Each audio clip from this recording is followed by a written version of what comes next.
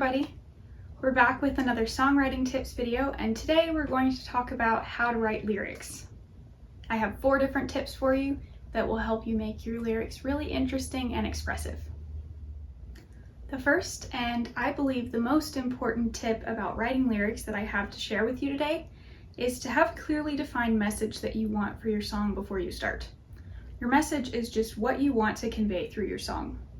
And it usually shows up in most songs in the chorus or the refrain, where you really use that to drive your point home, and it happens multiple times throughout the song. An example would be my song Bloom from our album, also titled Bloom.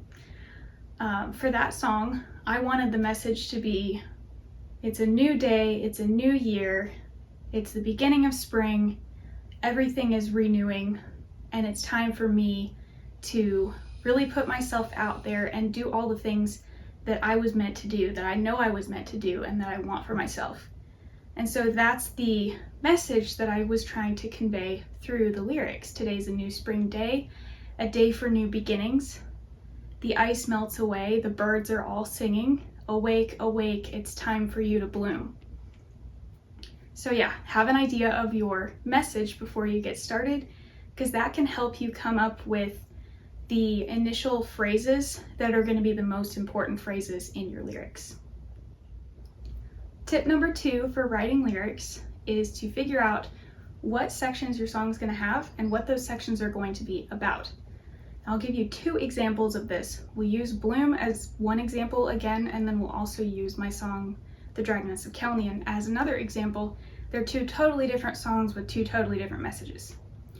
So with Bloom, I had a message that I wanted to convey, that I wanted to come back several times throughout the song. So that message comes through in the chorus. And the chorus repeats several times throughout the song. With that song, I took the verses and used a lot of metaphors and imagery to talk about the beginning of spring and the beginning of a new day. So verse 1 talks more about the beginning of a new day. Sun peeks over the mountains and paints the pale morning in gold. The second verse, and this has one of my favorite lines I've ever written in it, talks more about specifically the beginning of spring. The earth wakes, gracefully donning 1,000 wildflowers as a gown.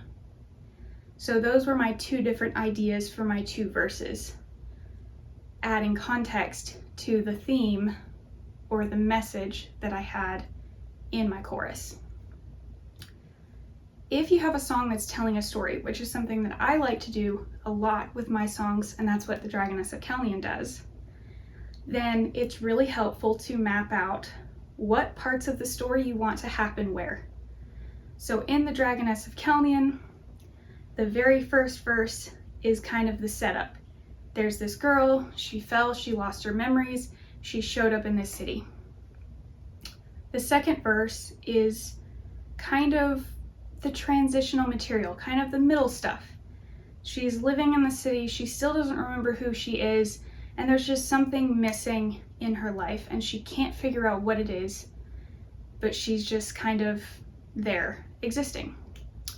The third verse is where the climax happens, where she rediscovers who she is. She rediscovers herself. And then at the end of that song, I added a refrain where it talks about her flying home to her family and kind of the resolution of the story. So that's something that's really helpful, especially if you're writing a story, but it can also be helpful to map out what kind of metaphors that you'd like to use, even in a standard form song. For tip number 3, let's talk some more about metaphors. Metaphors are really helpful for building a song and making it really interesting and poignant for people. So I'm going to use my song Evergreen for this because the entire chorus is a giant metaphor. So I wrote Evergreen in the middle of the pandemic, and I was living in Wyoming at the time. So I was surrounded by high plains and this beautiful scenery, and there was snow all winter on the ground that never melted, and lots of evergreen trees and all of that stuff. So that imagery was kind of on my mind. And I decided I wanted to write a song about never letting go of your joy and your hope, because so many people were struggling with the isolation that the pandemic caused. And I don't know if you've ever met people that just seem to always be happy and always be hopeful no matter what happens to them. But I wanted to be that person, and I wanted to encourage others around me to be that person. So when I was writing Evergreen, I was thinking about how evergreen trees are a lot like those people. Even in the winter, even in the most harsh climates, their leaves or their needles don't fall off, and they don't turn brown or die. They're always green. Even if they're cloaked in a huge layer of snow, they're always going to be green.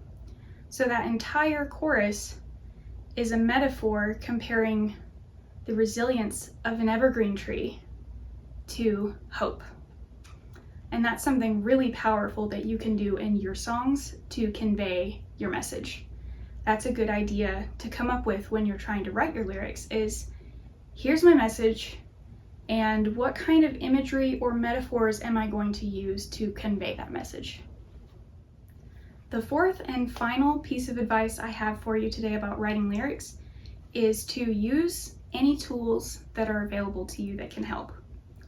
For example, what I always struggle with when I'm writing a song and writing lyrics specifically is sometimes I'll end up with a word that I can't figure out anything that rhymes with it.